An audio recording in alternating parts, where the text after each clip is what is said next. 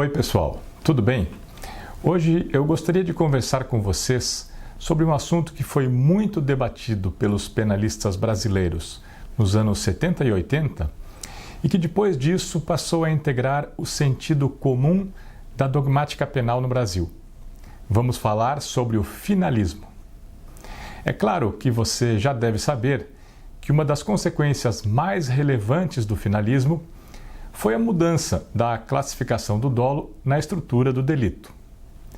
A maioria dos manuais de direito penal contém uma expressão com mais ou menos o seguinte conteúdo: o finalismo retirou o dolo da culpabilidade e o colocou no tipo. Bem, de modo geral, isso é correto. Mas o que isso realmente significa? E principalmente, por que isso ocorreu? Não é muito claro para muita gente. Por esse motivo, eu resolvi fazer esses vídeos para explicar como o finalismo surgiu, qual a sua base epistêmica e quais são as suas principais consequências na estrutura do delito. Eu espero que isso ajude a entender melhor o que é o finalismo. Eu não vou fazer uma análise crítica do finalismo, porque isso exigiria uma exposição bastante ampla. O meu objetivo é esclarecer o que é, fundamentalmente, essa concepção, como ela surgiu e como ela influenciou a estrutura do delito, especialmente na definição do conteúdo do dolo e também na classificação do dolo no conceito formal de delito, o fato típico, antijurídico e culpável. A primeira coisa que eu acho que é importante saber para compreender os motivos do surgimento do finalismo é considerar o contexto histórico em que ele surgiu. E para isso, é importante considerar como o conceito de delito se desenvolveu na história. O conceito formal de delito foi originalmente elaborado no final do século XVI por Tibério Detiani. Esse conceito é aquele que nós usamos tanto na teoria como na prática jurídica. Ele é empregado no aprendizado do direito penal pelos professores, autores e alunos. E também na aplicação do direito penal pelos advogados, promotores e juízes. Esse conceito é composto pelos seguintes elementos: fato típico, antijurídico e culpável. Esse conceito foi bastante desenvolvido durante os séculos 17 e 18, e nesse desenvolvimento, os elementos do delito foram classificados em dois âmbitos, um objetivo e o outro subjetivo. Foi com base nessa lógica que no final do século XIX, List formulou o seu conceito de delito, o que representava a ideia predominante naquela época.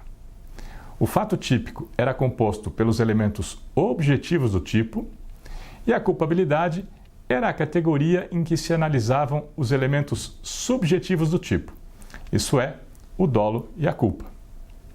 A consequência disso é que na análise da tipicidade não seriam considerados os aspectos subjetivos componentes do dolo, como é o caso da vontade e da intenção. Todos os aspectos subjetivos eram considerados somente na culpabilidade. Além disso, para a configuração do dolo, era exigida a consciência da ilicitude. Isso porque o dolo era considerado como a intenção de cometer o delito. E para ter essa intenção, a de praticar um delito, o sujeito deveria saber que a conduta que ele estava praticando era um delito. Bem, essa estrutura foi questionada por alguns autores já no século XIX, com a indicação de algumas situações em que o sujeito somente poderia realizar uma conduta típica se ele tivesse uma intenção determinada. Isso começou a ser discutido muito antes do Welsel apresentar a sua proposta e deu origem à descoberta dos elementos subjetivos do tipo. Para acompanhar a exposição, é importante ter em mente que o primeiro escrito do Welsel sobre o finalismo foi publicado em 1939. Esse foi o ano em que começou a Segunda Guerra Mundial.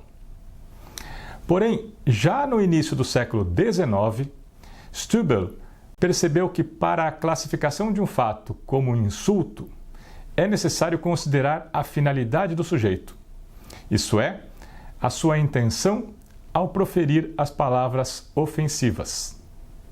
E efetivamente, se um sujeito disser para o outro, seu ladrão, isso pode configurar uma injúria ou não, dependendo da intenção de quem fala. O sujeito pode dizer isso para um amigo íntimo, em tom de brincadeira, em um contexto irônico e sem a intenção de ofender. Mas também pode dizer isso a um desconhecido, em um contexto sério de uma discussão e com a intenção de ofender. Isso mostra que duas condutas podem ser objetivamente idênticas, mas os seus significados podem ser diferentes. E isso depende da intenção do sujeito.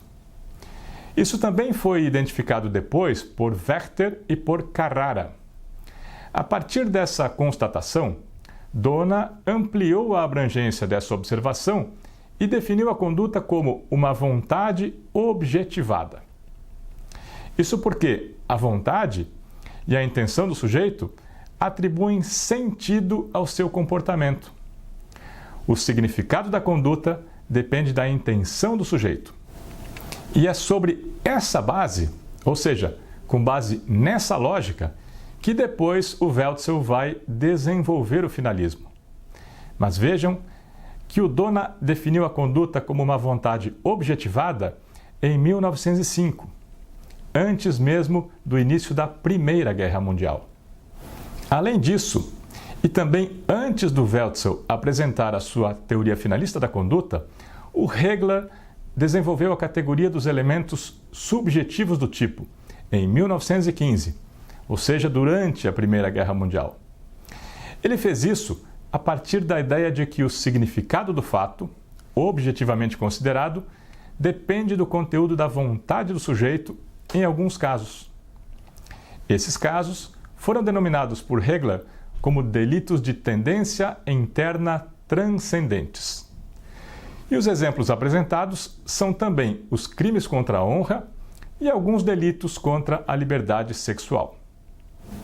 Essa concepção de que é necessário considerar a intenção e a finalidade do sujeito para definir o sentido da conduta também foi adotada por Meyer e Sauer, e essa finalidade foi classificada por Metzger como um elemento subjetivo do tipo.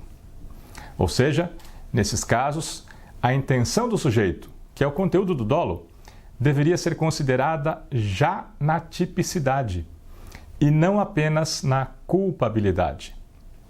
Isso porque, sem a análise da intenção, não é possível saber se o fato é típico.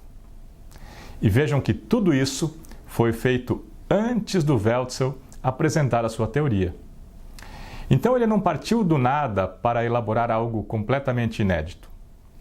Já se sabia que a intenção atribui significado à conduta e também já se sabia que o tipo contém elementos subjetivos. O que o Weltzel fez, basicamente, foi sistematizar essa ideia e indicar o fundamento filosófico dela. A partir disso, ele pôde desenvolver o seu sistema e estruturar o dolo no âmbito do tipo. No próximo vídeo, nós vamos ver como ele fez isso.